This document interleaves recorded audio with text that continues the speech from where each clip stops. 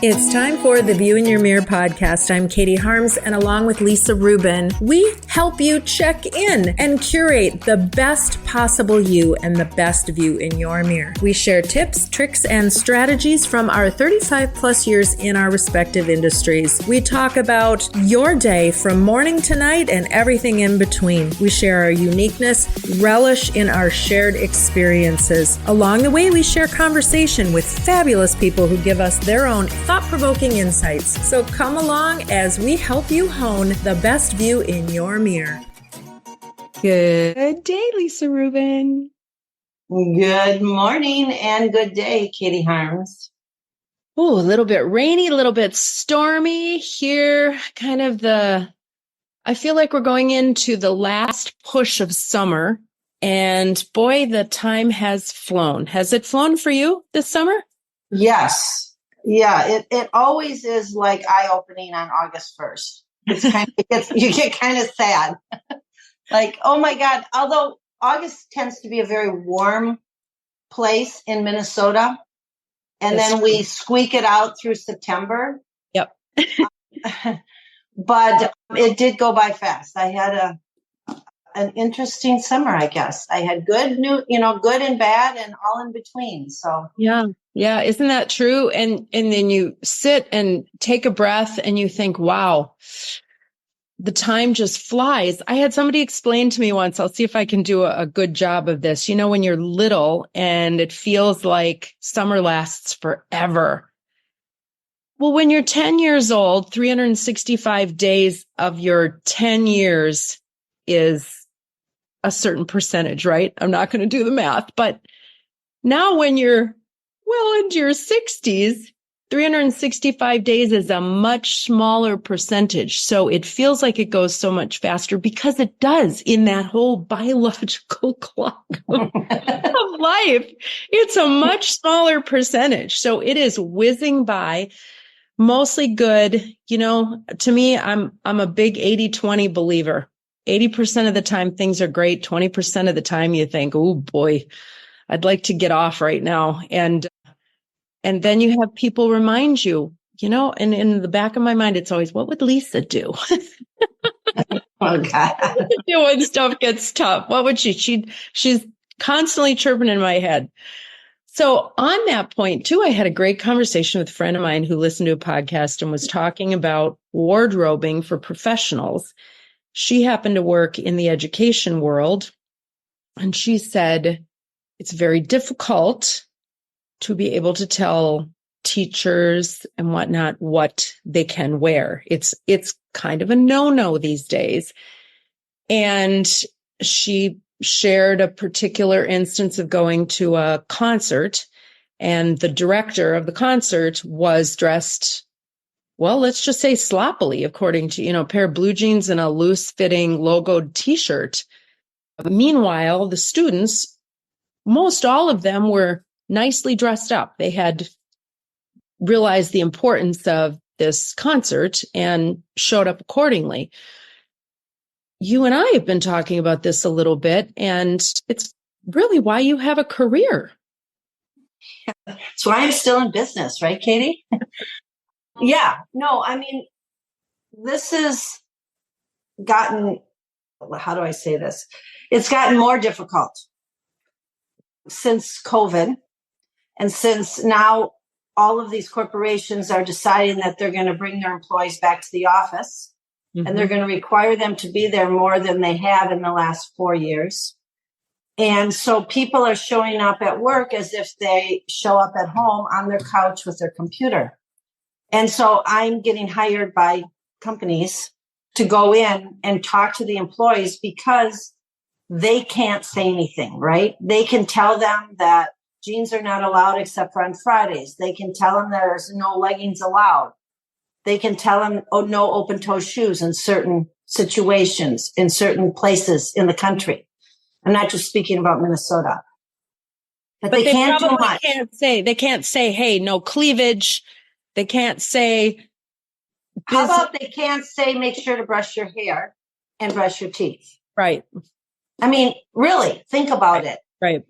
People are used to rolling out of bed, getting on their computer, and working. And it's been okay, right? Because a lot, we can go on and on and on about this, but also when you are on Zoom and you are facing your colleagues, all you're seeing is eye contact, right? So again, that's another whole conversation. And I talk to women about making sure that they do have a little makeup on, that they do care about their hair, that men brush their hair. I mean, people don't think about that stuff. Make sure that if you've had breakfast, brush your teeth, because people are going to see what's in your teeth. I mean, I'm getting off on a tangent. You can see I'm very passionate about this. But I think what people really have to realize is that they need to think of their clothes for work as uniforms. And what is the best uniform for your day? Think about what you're doing that day, who you're going to see, what you're going to be doing. And I always tell people, think about looking in the mirror. Who are you going to face? Mm-hmm. Because if you do that, you won't believe what happens to you, because the confidence you're going to get of feeling better about how you're dressed is going to happen very organically over time. And that's why people obviously ask me to help them, because they don't know how to do that, right? I don't know how to go to the dentist. Level. Right. I know how to brush my teeth, but when I go to the dentist, they brush my teeth and they clean my teeth professionally. That's what I'm doing for somebody, right? So I'm not suggesting that everyone listening to this podcast is going to know what I'm talking about, but they should think about it, and they should be aware of it. Okay. So that person is saying, I do think about it. I am aware about it, but I can't afford a Lisa Rubin right now in my life because I'm just starting out or whatever, and they might not have a great thought on that, or their company isn't putting a Lisa Rubin in front of them. So right now they have Lisa Rubin if they're listening to our podcast, and Lisa Rubin's going to say, I'm going to give you 5 things.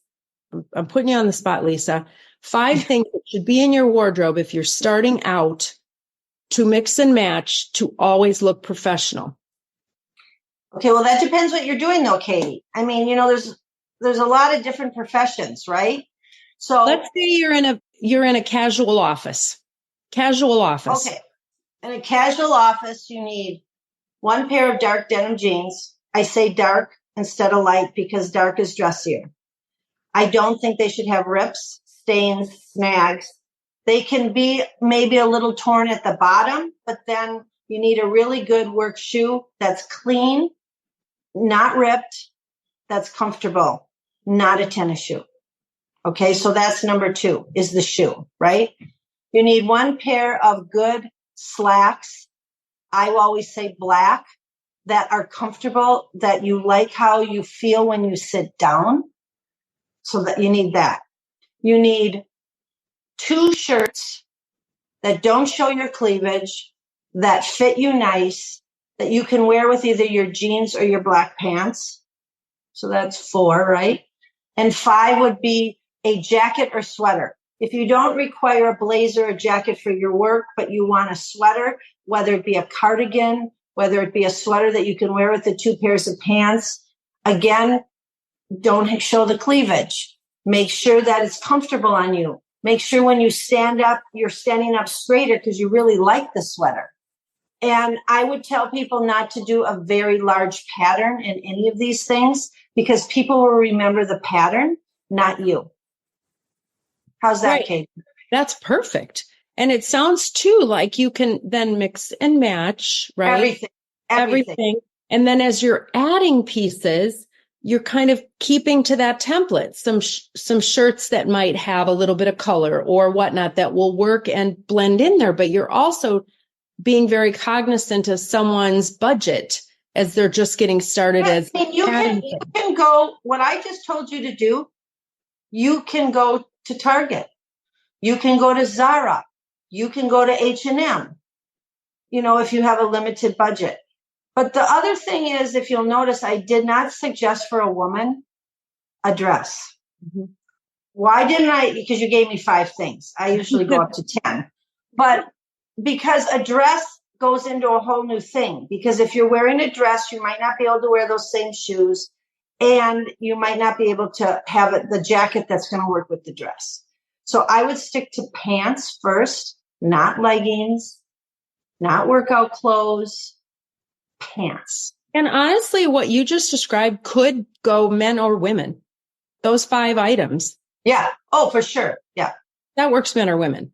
I mean, men don't wear leggings to work, I hope. But Well, they might the wear 5 jogger pants.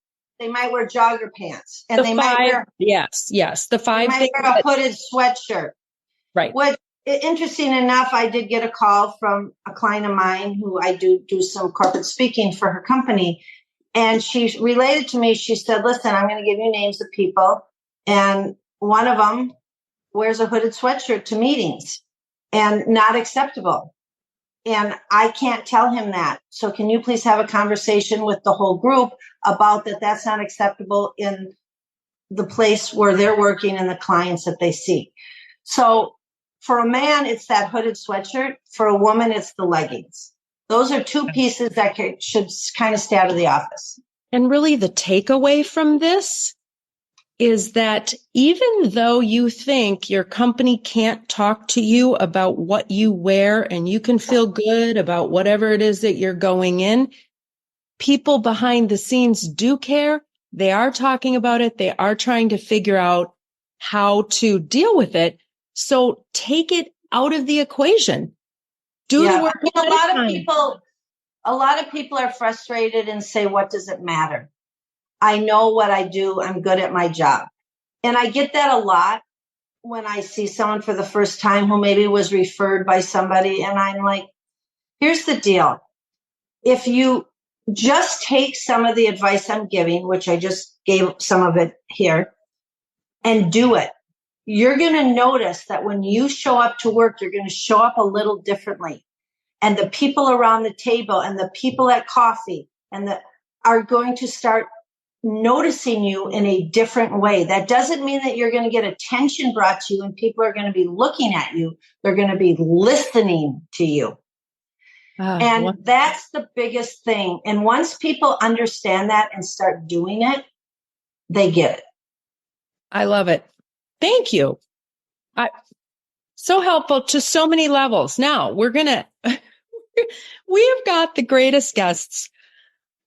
Oh, there wasn't a good segue to this, but I think probably Dave and Linda Mona have seen their way around offices. He ran the largest public relations firm in Minnesota at a time, but let me just tell you about Dave and Linda, who I've gotten to know over the years, and they are pretty incredible people. And I'm super excited. They are our first couple that we are having on. And they share the same business card and their job titles, community connectors. So let's spend a minute exploring what that means. They have some interesting facts about them. Linda once sang an Italian aria in Carnegie Hall. Dave flew over Lake Minnetonka upside down with the Blue Angels. Linda gave Charles Barkley a back rub, but refused to have her picture taken with Wilt Chamberlain. Dave's first job in journalism was the editor of Dave Moore's Bedtime News. There's probably people listening to this podcast that have no idea who Dave Moore was or what Bedtime News was. But I will tell you that Dave and Linda Mona have stayed relevant for many, many, many, many years. One of Linda's interior design clients was a local artist by the name of Prince. And Dave got fired from a local Fortune 500 company and went on to build the largest PR firm between Chicago and the West Coast. I need to put a caveat to that. He got fired because they were downsizing, and they said to him, if you open your own shop, we'll be your first client. That's a way to get fired. So stick around. Let's learn some more fascinating things about this iconic, I'm going to use the word iconic, Twin Cities couple. Let's welcome Dave and Linda Mona. Well, here we are, Dave and Linda Mona. I don't know anyone who is more connected in the Twin Cities than you two. And I'm going to try to do you right in bringing how incredible you are so that everybody who doesn't know, which might be 2 or 3 people, can now know. All right. Sounds fair. So Dave and Linda Mona, welcome to the podcast. You are our first couple. Okay. So Linda, how would you announce your sidekick here? I would, depending on what the audience was, I would say that he's Mr. Linda Mona in my areas and that I'm active in. And otherwise, I just call him Dave. I'm more comfortable with the Mr. Linda Mona, but I'm getting used to Dave. It's been a couple of years, but think back. I want to know when you first saw each other. Give me the meeting story. I want the meeting story. Well, I can start with that. Our fathers taught at Minneapolis South High School, and they had lunch together for 20 years, almost every day. And there's a group called South Wives, and Linda's mother and father had been at our house, and my parents had been at their house. So we knew of each other, but I was 2 years older, and we had never met. Yeah, I always say I wouldn't know if I bumped into him. I'd been to she lived on a farm in Eden Prairie, and we went out there. We got wood for the fireplace, and occasionally I'd go along, and I guess I kind of knew your father and might have met your brother, but I never met you until the University of Minnesota. Yeah. And then she was drafted her for freshman camp counselor, and don't look at me that way. She wasn't my first round draft choice. I've never lived that down. But we met there, and it was fun because my mother had been her biggest cheerleader. I was dating Northwest Airlines stewardesses at the time, something she did not approve of. And Linda's picture was in the Daily on an award that she won. I came home and it was taped to our refrigerator before that was a popular thing. And I said, "Oh, that's interesting." She said, "I wish you'd date nice girls like Linda Brecky." So so when she applied for freshman camp counselor, and I didn't do the interview, but we had a bunch of interview sheets in front of us for people. And I recognized her name and drafted her. And then I told my mother that it worked out okay. Well, no, I'm sure she didn't know, but I told people that it turned out Linda wasn't that nice a girl anyway. And that was a lot more appealing. So that was how we got together. And Linda, what's your first impression when you finally did meet him? Overrated. He shrugged her shoulders. I knew his mom and dad, and I was pleased to get in a camp. And he was a co-chair, and the co-chair with him was someone that was in home economics with me. And one of my best friends at college was in the camp, and we worked every Tuesday night the entire year. And then my sophomore year was when we were at camp, and he was a big shot. I was just a freshman, Started dating that fall. After the next weekend after camp, and he had flirted a lot with me before nothing, and just the last couple days of camp.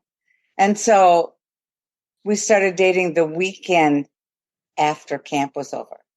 So I said, "You didn't pay any attention to me." And he said, "Well, I didn't want it to get serious or anything and then have to work with you, all year." I thought that was a fairly clever response. He was.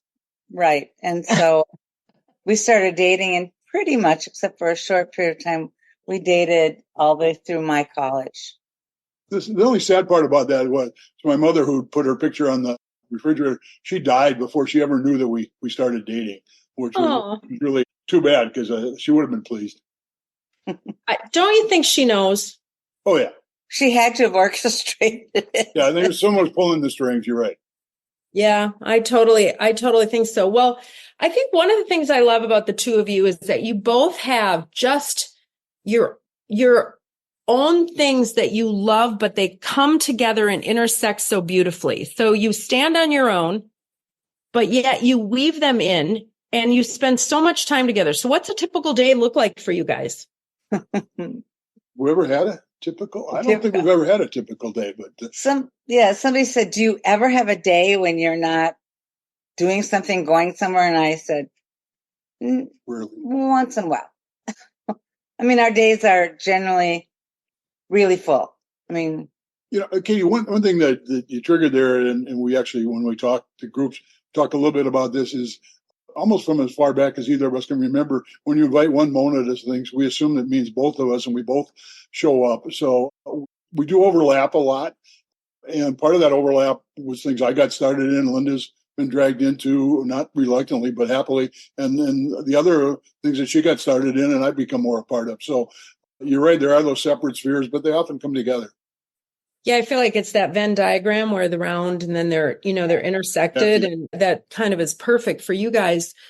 Dave, I feel like you were ahead of your time because you've been retired, and I use that term loosely, like from maybe like your career, but yet you're not really retired. So you'll have to explain that one. But I feel like truly you've been ahead of your time in women's rights, women's advocacy. And does that stem from your mom, your relationship with Linda? Where does that bubble up from? Boy, that's a good one. I can't remember a time when I didn't feel that way. But certainly being married to Linda was a big part of it because it was pre-Title IX. And then Linda got really active with women's athletics at the U back in a time when it wasn't particularly popular.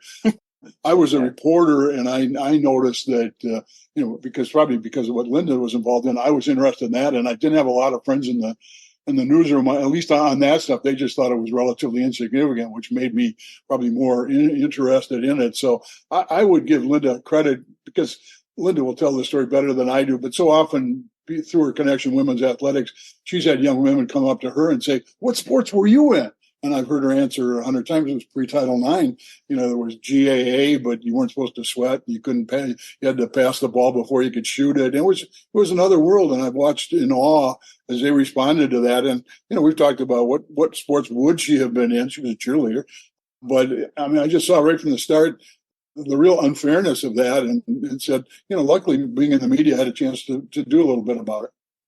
Well, interestingly, your sports guy that you were on the radio with for the longest time was probably the least progressive in women's sports than I could imagine.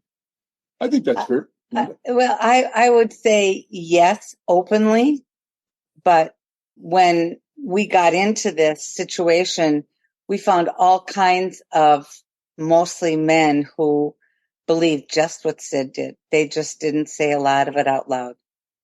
Why do you think that is? A lot of them felt threatened that women were going to take money from them, were going to take space from them, that women should be women and not get sweaty and hot and be, the women were their cheerleaders of the men. And all of a sudden, we were doing things where we were cheering for ourselves, and had quite a number of men who were supportive. But men came up to me and said, "You're ruining your reputation. You'll never get it back. Stop doing this. This isn't right." One coach at the University of Minnesota said, "Why are you doing this? Women aren't competitive." I almost fell on the floor laughing.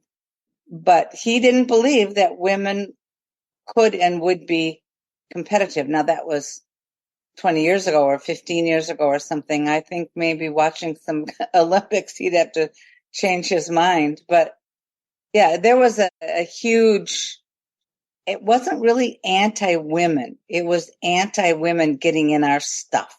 Would that be safe? Well, I'll just add to that a little bit. I was a reporter on the sports pages of the Star Trib covering the Twins at the time. And I remember the sports editors were good people, but they were men and they'd grown up in journalism.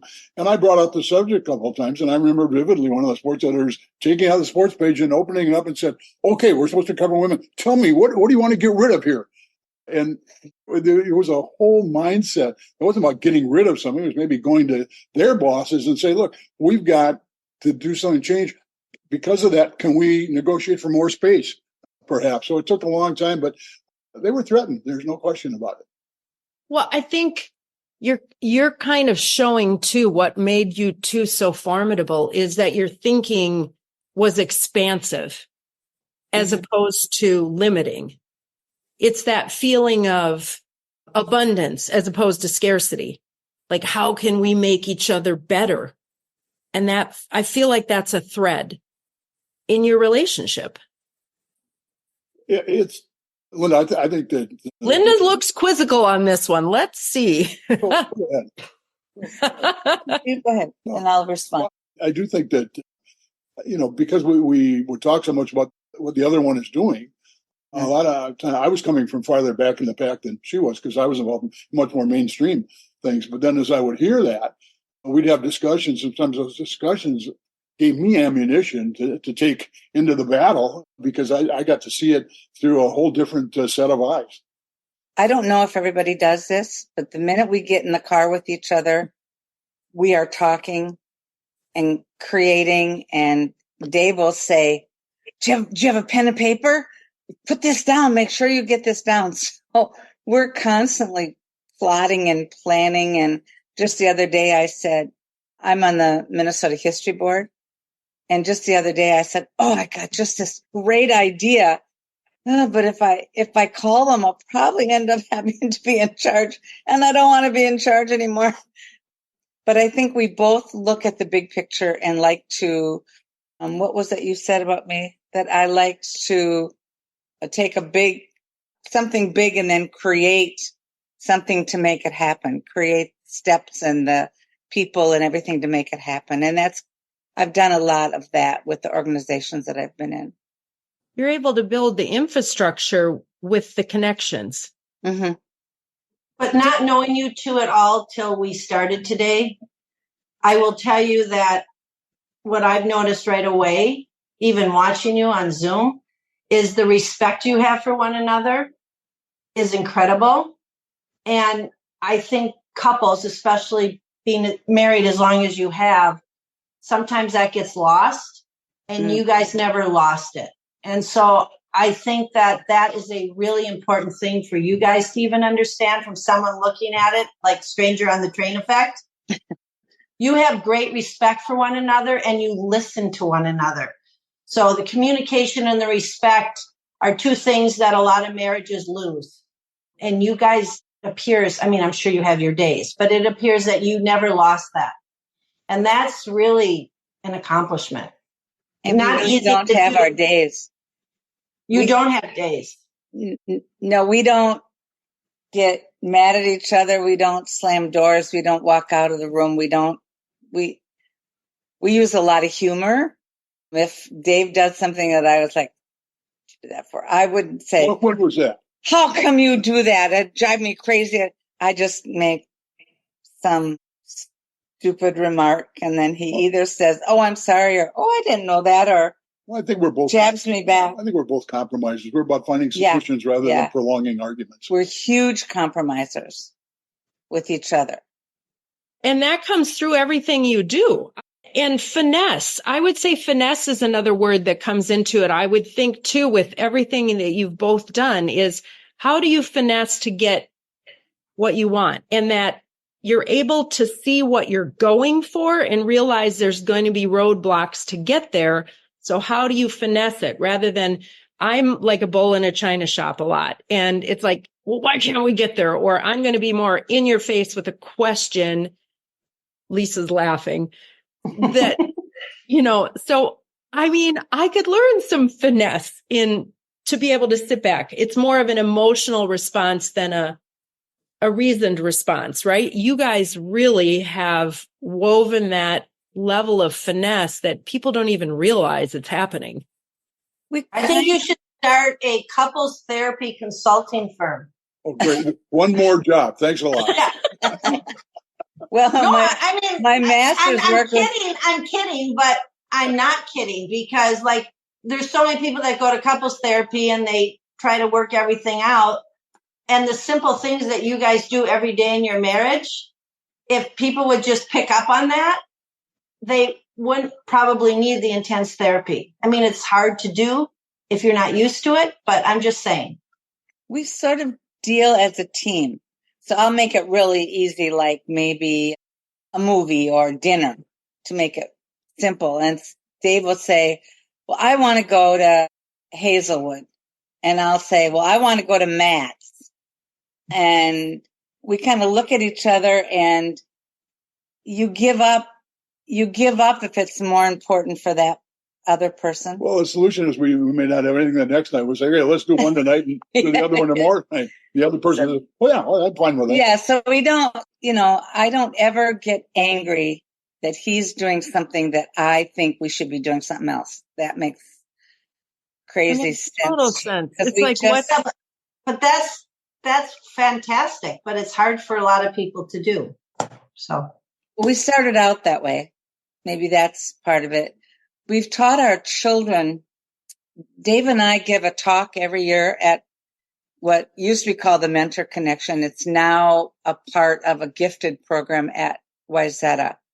And we talk to them every year for 20 some years, to these gifted kids, and talk about how to balance your life with work, family, everything. And one of the things we always told them is we had a hot tub in our house. And so, probably 4 or 5 nights a week, our 2 boys and us would get in the hot tub, turn the lights off, no radio, no phone, no nothing, quiet. And we would just talk as a family. And I'm talking like 4th graders, 3rd graders. And I think that's been a real strong thing with our children, because we were not busy with something else. We were talking to them and to each other as a unit. And I think they've taken up a lot of that. And the best example of that was 15 years ago when our older son had to fire somebody. And it was very traumatic, and he did it. And when on our son, he lived in Seattle at the time, and our regular Sunday night call, we'd say, "What's new?" He said, "Well, I used something I learned in the hot tub during the week." We said, "What are you talking about?" He said, "I had to fire somebody." And he said, "I'll never forget that time when we were in the hot tub and you talked about how difficult it was, but the good solution you had when you had to let somebody go." And he said, "I sort of used that format, and it worked out really well." So you said, Lisa, about communication. We talk all the time. Even I'll be 3/4 asleep, which for me, that's, and all of a sudden Dave will sit up and, "I got an idea." And I'm like, Kenny will say, let's talk about it in the morning. And I go, "No, let's sit up and talk about it right now." And those ideas are fun. For instance, a lot of people have done things for us, nice things for us. And so we had put on a concert, which we had never done as such, and the cystic fibrosis people had never done. We put a concert together and asked our friends to come, and we had all sorts of things going on with it. And we felt really strongly that those people that came to us and helped us, or I had about a 2.5, 3 year troubled physical situation, and people came in droves. They were fabulous. So Dave and I put a party together at Crooners, hired the singer, and invited people to Crooners just as a thank you for all the nice things people have done for us over the years. And that was one of Dave's sitting up in the middle of the night saying, "I got an idea." So, well, you too. And I feel like you're constantly thinking about others. We're going to take a little break. We're going to come back. We're going to talk about what music means to you both. And I want to hit on cystic fibrosis and the years that you've put into that, talk a little bit about your family and what you've got planned for the future. So hang tight. Okay, Lisa, talk to me about how it actually works to bring a client into Mir Couture in Chicago. You would meet me. I'd already know ahead of time what we're looking for, and I will have pre-looked at fabric ideas. You walk in, we talk to them about what we're thinking about. Julie will write and make a drawing, find out exactly what you want, whether it's a blazer, whether it's a dress, whether it's a pair of pants, whether it's a coat, mother bride, mother of the groom. Then we talk fabric, and then they start wrapping you in the fabrics to see what you really like. And the rest is history. It's done. They take care of it. They take your measurements. So really, this doesn't have to be replicated in terms of a trip back because you've been measured. So if you ever want to order something else, you're set. It happens all the time. Once a client, I can get them one time, then we just keep moving on with whatever their needs are. I help create it with Julie. They sign off on the design, and we make it. You know, it's interesting. We talk about in the home building process and all of that, the selections that are made, the money that is spent on these things with very little care and thought that goes into it. And yet here you have an opportunity to make such selections in your wardrobe in pieces that you will have for years and years and years. So you might spend a little bit more, but not as much as you would think, right? Exactly. And the one thing I tell mother of the brides and mother of the grooms is if we have a dress that we're going to make long and you want to be able to cut it off and wear it to other people's weddings as a cocktail dress, all you're paying for then is an alteration. So it's like 2 dresses in one. So break that down. That makes sense. Custom scares people. Sure. And it shouldn't. It shouldn't. You can spend maybe a little bit more than you thought you were going to spend, but it is so well worth it if you know exactly what you want. And most women, if they have something special they're going to, in their head, they already have what they want. They just don't know how to communicate it. That's my job to figure that out. And Julie's really good at that too. Experience the magic. Go to miracouture.com. And we are back. Lisa, at the beginning of when we were chatting and doing a little bit of show prep, said, why are people going to want to listen to Dave and Linda Mona? What is special about them? And I said, everybody needs a little Dave and Linda Mona in their life, which we have now seen.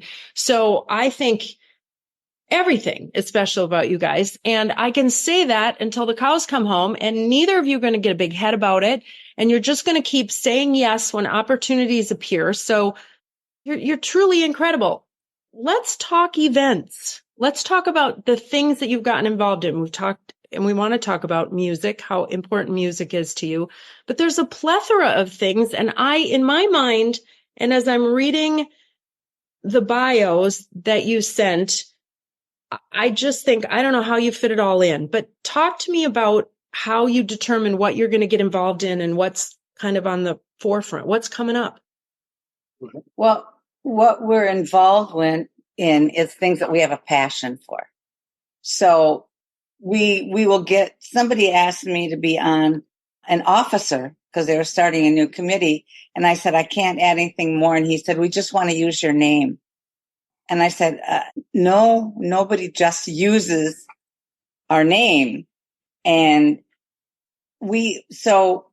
I'm sort of, it's the same way we look at donating money. You know, I'm in for women's rights. Girl Scouts was I spent about 20 some years in Girl Scouts, even though I had boys.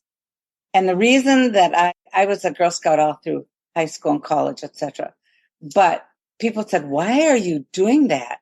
And I said, well, I'm a girl, one, and I want strong, caring, competent women to be out there in the community. So and that's the same thing with sports. It's a women's thing, but also I minored in physical education in college. And golf, we both golf. And so that got us into the U.S. Women's Open and other. Which you chaired. The men's things. You had a leadership role.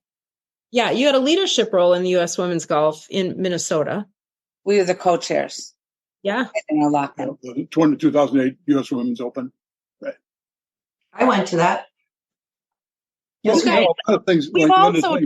We've also talked about so many connections already. We've been on this podcast now 25 minutes, and the connections that Lisa, you guys have never met, and I think that's evidence of you two also. Like, they talk about 6 degrees of separation. I think for you, it's a little closer to 2. No, maybe one. So one thing that Linda and I talk about, people may think we're feuding. We'll go to a special event. We'll separate, often at the door. And then we'll talk to people for the next hour or however long it is. Then we get in the car, we debrief each other. Who'd you talk to? What did you learn? And it's just amazing. That's one thing we talk to the kids about. Broaden your array of friends. Be inquisitive. We talk. One of the lost skills people have is interviewing people, and sometimes we'll go to a particularly dull event, the number of which we get invited to, and at the end of or maybe it's a male sports event. So Linda's the decorative accessory. And so I'll field questions during the night, and we'll get in the car, and she knows I'm going to say this, so I'll smile and say, and so Mrs. Mona, what is it you do for a living? Because she's been completely ignored. Nobody has ever asked, and for years. They do now. And they're missing a great opportunity. So, we've expanded our list of friends. We once took a look at our Christmas card list, 200 and some names. Almost all those people we've met through volunteer activities. in the community. And that's become our circle of friends. And it really was from taking advantage of a lot of the opportunities that were put into by raising our hands and said, yeah, I'd like to be part of that. We said all along that if you're in your house, opportunities don't come. If you're out of your house, interacting with people and being involved, other opportunities show up. A big one on that for me is, as president of the University of Minnesota Alumni Association, I just did what I did or do for any organization. And at the end of it, I got invited to go to 4 Asian countries with the president of the university.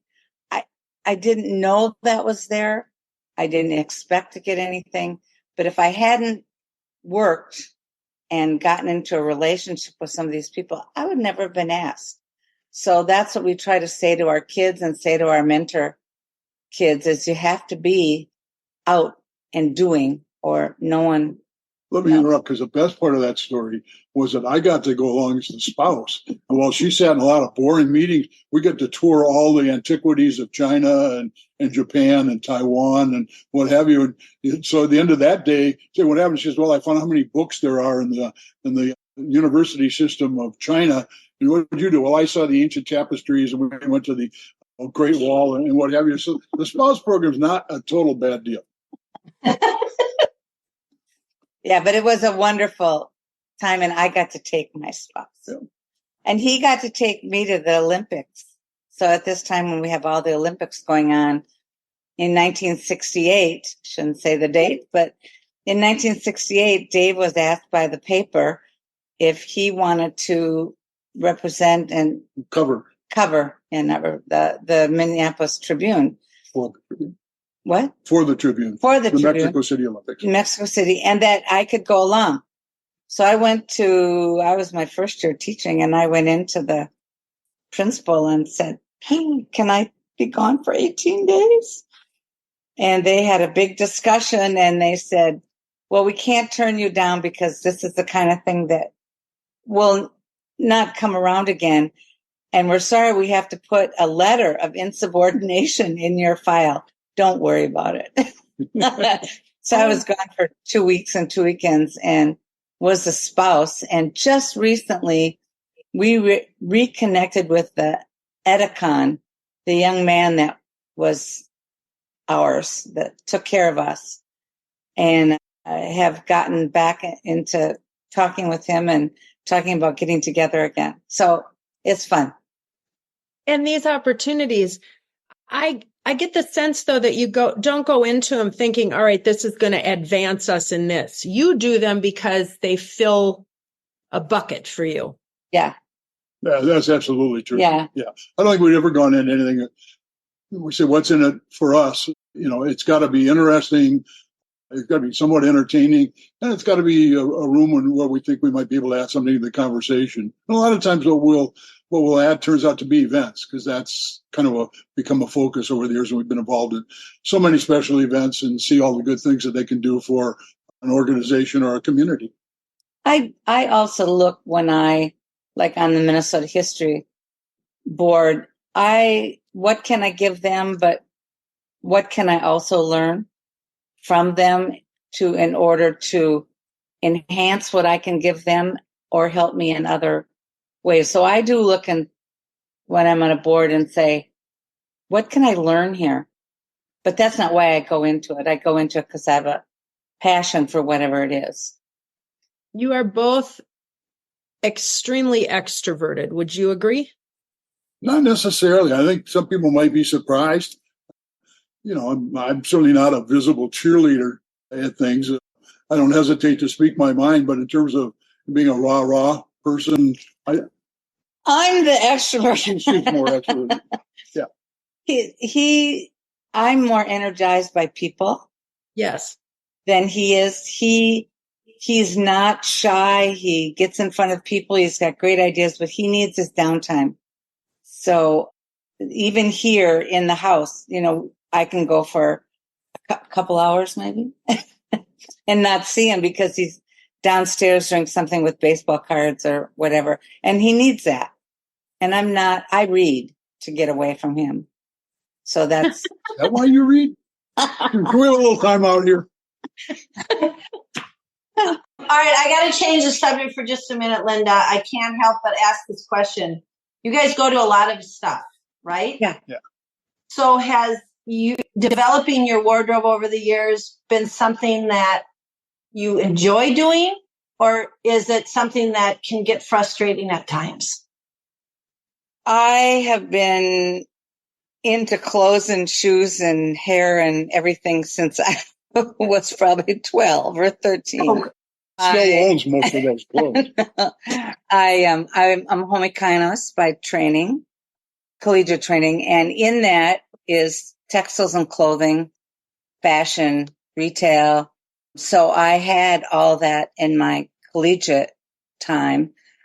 Getting out, and also interior design, which was my specialty within home economics. And I got out, and I've been in Fashion Group International, was there for years and years and years. I did fashion shows. So did a lot with fashion, love fashion. I'm always watching. Like my mother, I say I don't want to wear any old lady shoes. My mother would get so frustrated, but my mom had a really good fashion sense. She was 99. She could have worn old lady shoes. She wouldn't, though. She never went out of the house without earrings and jewelry, and my grandmother was the same way. So I have been in fashion, love fashion. I learned from my mother to buy clothing that was fashionable, but we didn't have a lot of money. So I really learned how to go places and buy things without spending a whole lot of money. It doesn't mean I sometimes don't spend money, but I can go someplace where no one would think I could find clothes, and I find clothes. So it comes easy to you. It comes very easy. I don't even. Which is great because a lot of women, that's the part that's very frustrating, and it doesn't come easy for them. So that's really nice for you. Yeah, But it's you real. also keep pieces. You also keep pieces. You have pieces that I've seen you wear, jewelry and clothing that has been in your wardrobe. You wouldn't know it, but you have the ability to put the styles together and be current and fresh. Yeah, I keep some things that I think are very special for one reason or another, and keep them and wear them. And I get a lot of catalogs, not intentionally, but even if I'm not going to look at anything, I look to see, are they wearing their pants at the ankle? Are they wearing them capri? Nobody wears, they were called pedal pushers, but the short pants anymore. And so I don't get involved I stay on the high end of the low end of high fashion. Does that make sense? Yeah, so totally. my clothes last longer because then you're doing a great job, because what you're talking about is exactly what I teach and train clients. So I think that's fabulous. Thanks. I like clothes. And Dave, you're happy if you have a monogrammed polo shirt. Yeah. Well, no, I've got the Gopher shirt on today because I didn't know if we were going to get into University of Minnesota, and I want to make sure for the people who are going to watch is say, nice work, you're wearing that Gopher shirt. I try to stay, not nearly as much involved in fashion as Linda, but appreciate Linda's ability. And when I come out of the closet, I say, does this go together? And I can tell in a minute. Did you come out of the closet? It's not quite that way. Well, that ruined that thought. She's very helpful in saying that you might want to try a different shirt with that. Do you have any shoes? Do you like shoes? It's not of importance to this. I've got a lot of shoes. Yeah. A lot of really, really cute shoes. Yeah. And he's gotten into some really wild, cute shirts. And when we were early in our marriage, when he wore suits every day, he had yellow plaid suits and blue plaid. I mean, he was, what do they say? The cat's meow. None of which fit anymore, though. Yeah. And then he got into very corporate clothes. And now that he is retired, he's having fun again, wearing interesting clothes. And once in a while, I'll say, Doesn't work. Doesn't work. Go change. And he does. What do you think? What do you think about what young people are bringing into the workplace? What are you seeing? Good. Hamlet, that's good. Well, here's just an example. Our grandson is 16 and he's going into a program at Minnetonka. And he's very, very competent. I'm trying not to be overly proud of this at computers. And so he's going into a string or strand or whatever it is at Minnetonka. And they told him, because he'd been working with companies, he couldn't wear sweatshirts, hoodies, and sweatpants to school. He has to wear casual business clothes. And his dad, because all he wears is hoodies, and his dad said, well, what about that? And he said, if I have to do that to get what I want, I will wear what they tell me. Oh, that gives us hope. That's incredible. We were just, we literally were just talking about that on the prequel to this podcast. Yes. Literally. Yeah, I think the younger people that I know, and it depends on what younger is, but somebody came into Dunkers one day and I just very carefully said, you probably are underdressed for coming to Dunkers, because she was very underdressed for coming to Dunkers. So I think when people are in the right situation, they will dress the way the other people around them dress. And that will be if they're smart enough to do so. Yes. That's right. That's a great, yes. I think if people guide them to watch the people around them who they want to aspire to, that's probably the best advice I like to give people. But you'd be surprised. Unfortunately, this younger generation doesn't pay attention to that right now. Well, one thing that I do a lot, and Dave does too, is we compliment people. So if there's somebody that I know likes me or whatever, or even if they don't, I will compliment them. Great looking purse. I love your hair up. I never do it. I'm always sincere. I'd never do it to somebody that looked like a doofus. But if I see someone, somebody said to me yesterday, the day before I was at Cove, standing out in the hall, and some woman walked by and said, oh, I love your palazzo pants. I don't know who she was, but I think that if we all give compliments to people, they're going to wear clothing that they're going to get compliments on, I think. Absolutely. 100%. Yeah. 100%. And it's such an easy thing, and it has such a big impact on people. I like hearing that when people compliment. Yeah. And I try to do that too. I really am buoyed by the fact that Minnetonka Schools is talking to their young people about what they can and can't wear.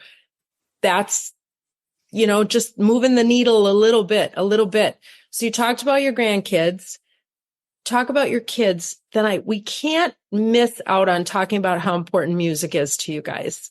And that kind of ties into kids too, and grandkids. Why don't you talk about music right now? Well, we've both been really interested in music. Linda sang in musical comedies, what have you, alto leads at the University of Minnesota, and almost had a music scholarship to go to college. So she's been interested for a long time. I've been interested. I've been a record collector, and, got 12,000 favorites on my computer.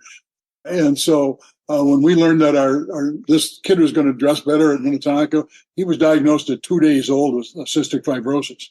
And we didn't know much about it. And so we met with the local cystic fibrosis board leadership and said, executive director said, we'd like to do something, but you've got 16 golf tournaments and 12 stair climbs and 42 walks. And it looks like the turf's pretty well been staked out.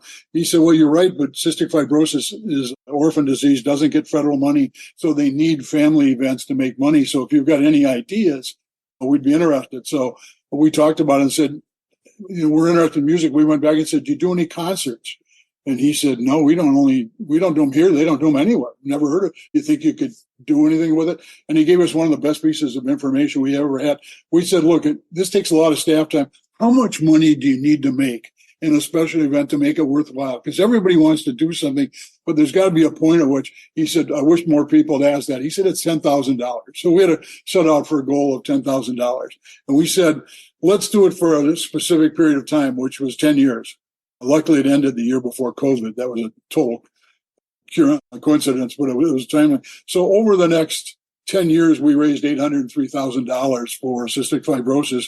And we did it through putting on a concert and going to our friends and saying, would you be a sponsor? Or would you help in the silent auction? Would you buy a more expensive ticket to come early and meet the talent? My favorite story on that is I'd never booked talent before. And so but I knew what I liked. And we were big fans of the Statler brothers, and the Statler brothers broke up, and we knew that Jimmy Fortune, their tenor, who was younger, had gone off on his own. So I went on the internet and I found a contact for Jimmy Fortune, and it said Gladys Van Dyke. And I recognized it was a Missouri phone number. So about dinner time one night, I called and she answered the phone. And she said, Gladys Van Dyke. And I said, you don't know me, but we're interested in booking Jimmy Fortune for an event. And we understand that you're the contact. And she said, I sure am. Can you hold on a minute? I'm not doing Missouri accent all that way. But she said, just a minute. She put her hand over the phone. She said, hey, Leroy, could you turn down the heat on the stove? And she came back and said, sorry about that. And I said, Leroy, are you married to Leroy Van Dyke? And she said, I sure am. You ever heard of him? And I said, yeah, the auctioneer and walk on by. And said, yeah, big fan of his. She said, hold on a minute. Leroy, this guy's heard of you. And so we came back and booked Jimmy Fortune. Jimmy do 3 different concerts with us eventually. But putting those on was just a real treat. We had fun, and it was a fun evening. And when you can make it fun and raise money for a good cause, I think that's very satisfying.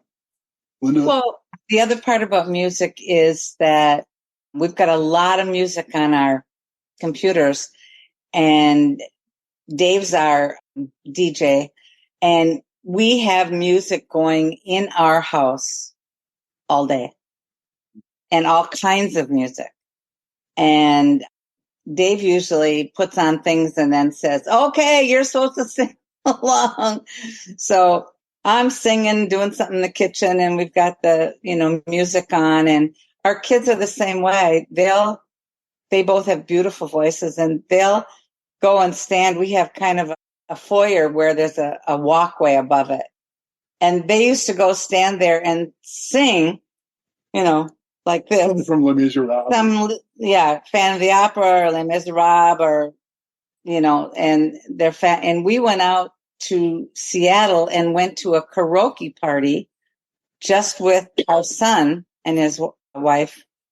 And they put the big karaoke thing up, and Eric would stand up in front. He knows all the words, and Danica's pretty good too, and then sings with all the hand movements. And so music has been a big deal. Dave was head of vocal lessons for many years as on the board, and I did their gala. So music is I did a CD for him. Yeah. Oh, all right. And so somewhere in that music connection, you got connected, Linda, to maybe your most favorite or famous client. My most famous client was Prince. I worked with his people, not with him. It was interesting. We did the house and part of Paisley Park, and there are 3 of us designers. And so we did his house that was there in Chanhassen, and we had a non-disclosure, and we couldn't talk about, we were doing some really fun, interesting things, and we really couldn't talk about him because he was getting married, and they didn't want people to know that they were getting married in Minneapolis. Everybody thought they were going off to some destination wedding. So they didn't want him to know. But we did things like put their symbols in sinks in the bathroom. We did a set of dishes with their symbols on them. We did bedspread, draperies. We covered furniture. It was a blast. It was really fun. Oh, how neat. Oh, how neat. I want to go back because you touched on it, your connection to the University of Minnesota, and especially, and Dave, talk a little bit about Dunkers and what Dunkers has meant. I know what Dunkers has meant to me because of Linda, I'm involved in Dunkers. And Dunkers is such a quiet organization that does so much good in a non-boastful way. Yeah. Dunkers doesn't seek attention. So, a lot of times people come as a guest and then might be interested, and that might lead to membership. Dunkers was started back in 1948 as a part of the Sports and Attractions Committee of the Greater Minneapolis Chamber of Commerce. And a guy named Norm McGrew, who had just recently gotten out of World War II, had gone to work for the chamber, and he supervised that committee. So Norm became the de facto head of Dunkers until about 1995, and then I took over from Norm, I think in 1996 or 7. Dunkers has got 350 members. We meet 18 times a year over breakfast, and we have speakers generally from the world of sports. Most recently, we've had PJ Fleck. We had the Viking head coach. We had Hollis Kavner, who puts on the 3M Open year after year. We have panel discussions, things of general interest. And then once a year, we have a banquet, and the object of the banquet is a fundraiser, and we've raised over $1.5 million over the last 10 years or so, which goes to fund athletics at the Minneapolis and St. Paul public schools, the 14 schools. There's a lot of statistics out there. Kids involved in athletics have like a 97% graduation rate, around 50% for the general population. So there's a lot of reasons to get people active in athletics. And we meet with the athletic directors every year and say, what do you need? And basically they tell us what some of their highest priority unmet needs are. And then at the banquet, we tend to raise enough money to take care of a fairly significant number of those on an annual basis. And it really is, it's just and it's all volunteer. You do this out of the goodness of your heart. I get some compensation. But like a buck. Yeah. Yeah. But it is absolutely a labor of love. And I think most people involved in Dunkers feel that way about it. The programs are good, but the opportunity to sit down at a table for half an hour before the program with interesting people, I think is one of the real pluses of the what makes the event. We generally have 2 membership meetings a year to take in new members. We canceled the July membership meeting because our membership is fixed at 350 members and there were no openings. So with affinity groups losing members right and left around the nation, it's a significant problem with an aging population. Dunkers has remained strong. We've got a waiting list of more than 30 people on it, and we're fixed at 350. Dave, what was the total number of people when you officially took over? We had a membership of about 175, so we've just doubled in that time. Yeah. Well, it really is. It's such an incredible organization to be involved in. And I truly am honored to be involved in it and to get to know you two and you just truly, your hearts are big and expansive and you are treasures. You truly are treasures. I agree, Katie. I was trying to find some words because, again, I just met both of you. And I didn't know what to expect other than Katie talking about you like, you were amazing, perfect, everything. But I have to say that everything she said is true. Oh, how sweet. And I feel honored that I actually got to have this podcast with you guys and I got to meet you this way. And you're one in a million, I have to say. Thank you. That's awfully nice. You were able to get a word out of Katie? Not usually, but I save my words till the end of the podcast. If you listen to any of our podcasts, you'll see I'm kind of quiet and then I kind of speed up at the end. So, but it's a great, we really are the yin and the yang. It's been so fun. Lisa has not had any kind of a broadcast background and this was so out of her box. But what has been so delightful is watching it all come together and just the intersection of things that happen. And one of the things that was so important to us when we started this was really having that nonprofit component because both of us feel very strongly about giving back in what we do.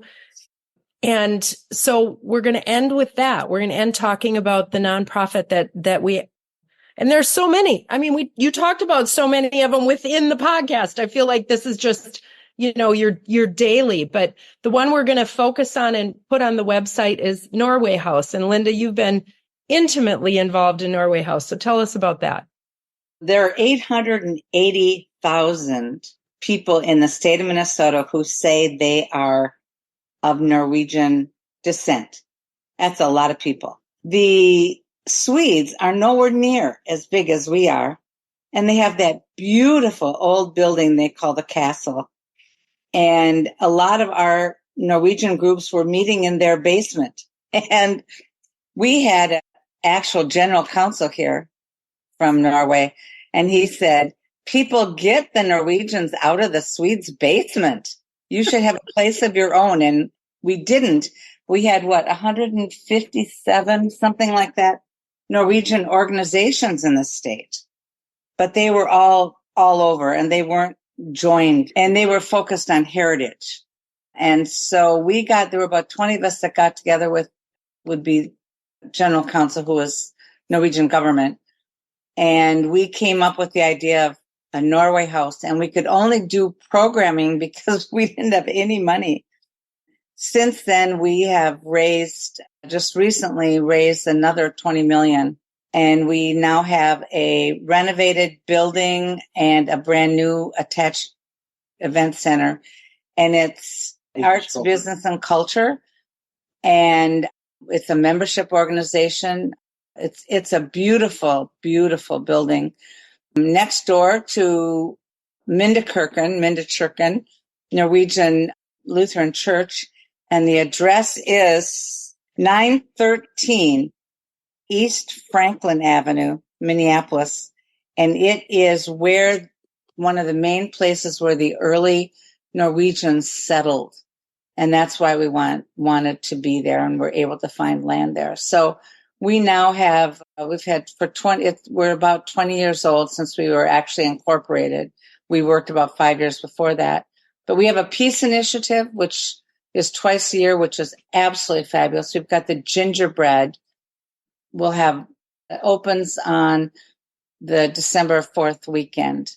They have something called Going Viking, which is they honor people for going out of a comfort zone and creating and doing things.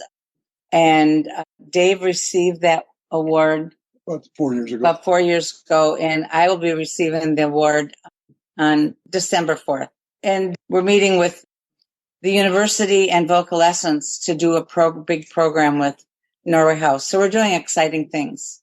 And there's a coffee shop in there too, right? Yes, so people can just stop by and look at the art, grab some coffee.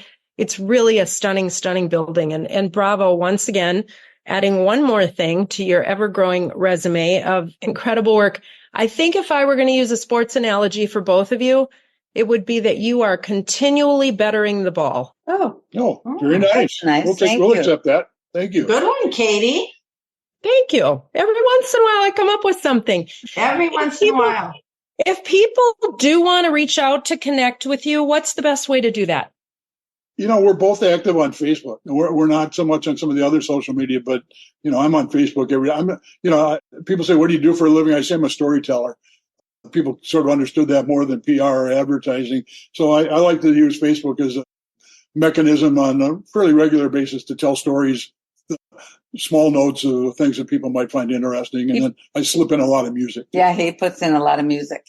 Yeah. But yeah, it's one of my favorite. It truly if you are in the day and age where social media is filled with so much, if you just want to feel good and enjoy and learn something, go to Dave Mona.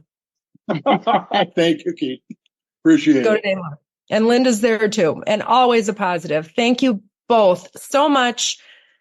Thank you for sharing your time with us and your beautiful heart. Nice to meet Lisa. It was a pleasure. Yes, Lisa, look forward to seeing you maybe on the podcast. Sounds good. Take care, guys. You will definitely see Lisa again. We made that connection. That's going to happen. Well, Lisa, I feel like I've just spent time with the Energizer bunnies.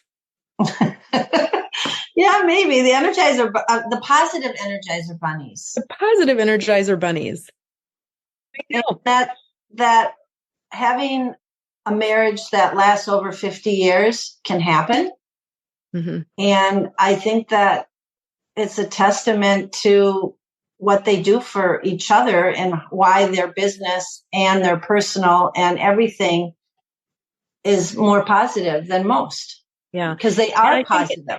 They are so positive, and it really intersects. I think everything is woven together for them. So as Linda talked about, textiles and tapestries, that's the story of their life, is the weaving together everything, all of it. It wasn't a career or a job to them. It's just intertwined in the fabric of their lives. And it's not what you see on a normal basis. And, I joke and say, I always think about what would Lisa do.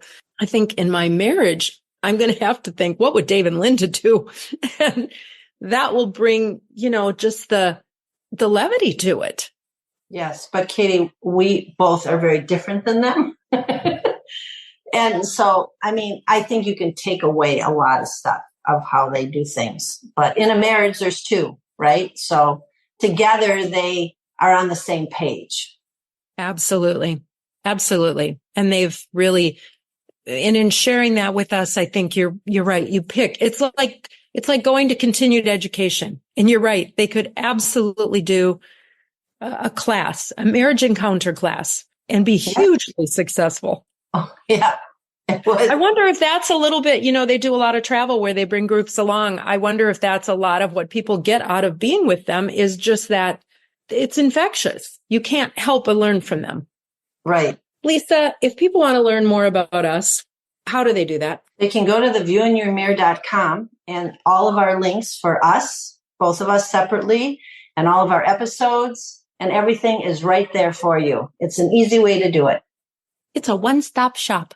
It's a one-stop shop. And we are on all podcast platforms. Yes, we are. And we are also on Facebook, LinkedIn, and Instagram. Well, you know what? So we know that when you stand in the mirror and you look at yourself, you are the best version of yourself. So bring that in everything you do, whether it's your marriage, whether it's your relationships, and even that relationship with yourself. Believe it, you are the best you can possibly be. Until next time.